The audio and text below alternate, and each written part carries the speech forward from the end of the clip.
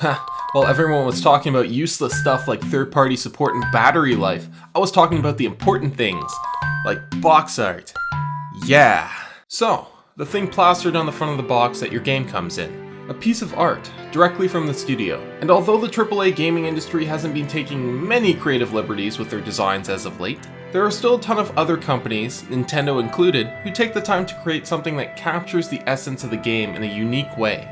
Something that you can look at and feel happy that such a work of art is directly associated with that game. And for me, that's part of the experience when I go to buy a game. It's one of the main reasons why I don't buy games digitally if there's a physical version out there. And it's also one of the reasons why I wouldn't want games to go all digital in the future. I don't think that the industry is ready to leave physical games just yet. But I was wondering, how much longer will we be graced with the presence of big, beautiful box art?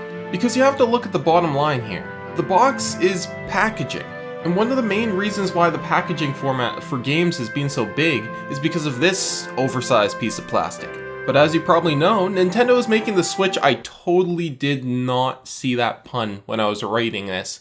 I'm very happy now. Nintendo is making the Switch to cartridges with their next system. So that begs the question, how big will the box be? Now you might be thinking, oh well, the GameCube had smaller discs and they still kept the massive 15 by 10 centimeter case. But you have to keep this in mind. Older games needed manuals to be packaged alongside it. Additionally, the GameCube case had a spot to store an extra memory card. But as the need for physical manuals and extra storage diminishes, so does the need for big, wide cases. And in terms of just packaging a single SD card, our current cases are pretty overkill.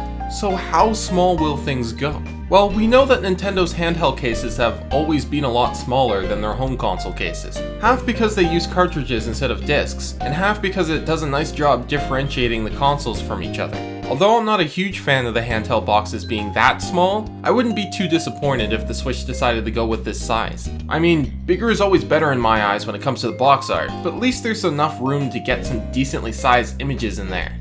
But, please, for the love of all that is good, please Nintendo, no Vita boxes. They're just too damn small. Now, I'm not saying there's no good Vita box art.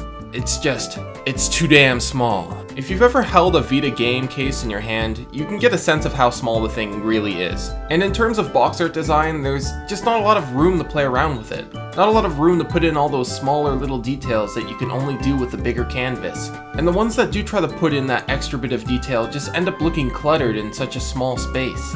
Now, is this petty? Maybe. Is this video half an excuse to show off some of my favorite box art? You might be onto something. Regardless, I do genuinely care about what size the Switch's case will be. Box art is one of those things that I appreciate a little more than I should, maybe. And having a large canvas to work with gives studios, well at least the studios that even remotely care about the cover, a chance to do something a little more ambitious.